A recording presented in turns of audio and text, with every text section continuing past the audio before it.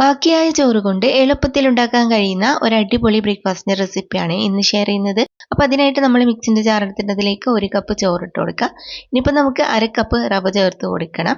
എന്നിട്ട് അതിലേക്ക് 1/2 കപ്പ് തേങ്ങയും 1/2 കപ്പ് തൈരും ചേർത്ത് കൊടുക്കുക. ഇനി അതേ അളവിൽ തന്നെ വെള്ളം ഒഴിച്ചിട്ട് നമുക്കിത് നല്ലപോലെ ഒന്ന് അരച്ചെടുത്തിട്ട് വരാം.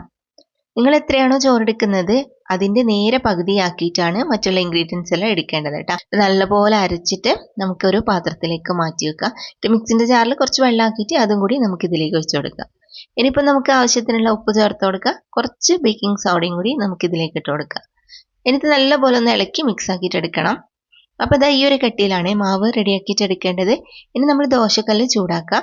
അതിലേക്ക് നമുക്ക് ഓരോ സ്പൂൺ മാവ് ഇതുപോലെ ഒഴിച്ചു കൊടുക്കണം.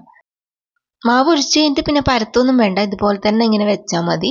എന്നിട്ട് ലോ ഫ്ലെയിമിലാണ് കുക്ക് ചെയ്തെടുക്കേണ്ടത്. കുറച്ച് സമയം കഴിയുമ്പോൾ ഇതുപോലെ ഇങ്ങനെ ഹോളെല്ലാം വന്ന് തുടങ്ങും. ആ സമയത്ത് നമുക്ക് ഗ്രേറ്റ് ചെയ്ത് വെച്ച കുറച്ച് ക്യാരറ്റും ചെറിയ കഷ്ണങ്ങളാക്കിയ മല്ലിയിലയും കൂടി ഇട്ട് കൊടുക്കാം. എന്നിട്ട് മൂടി വെച്ചിട്ട് ചെറിയ തീയിൽ കുക്ക് ചെയ്തെടുക്കാം. അപ്പം അത്രയേ ഉള്ളൂ, നമ്മുടെ ഇൻസ്റ്റൻ്റ് ആയിട്ടുള്ള ഊത്തപ്പം റെഡി ആയിട്ടുണ്ട്.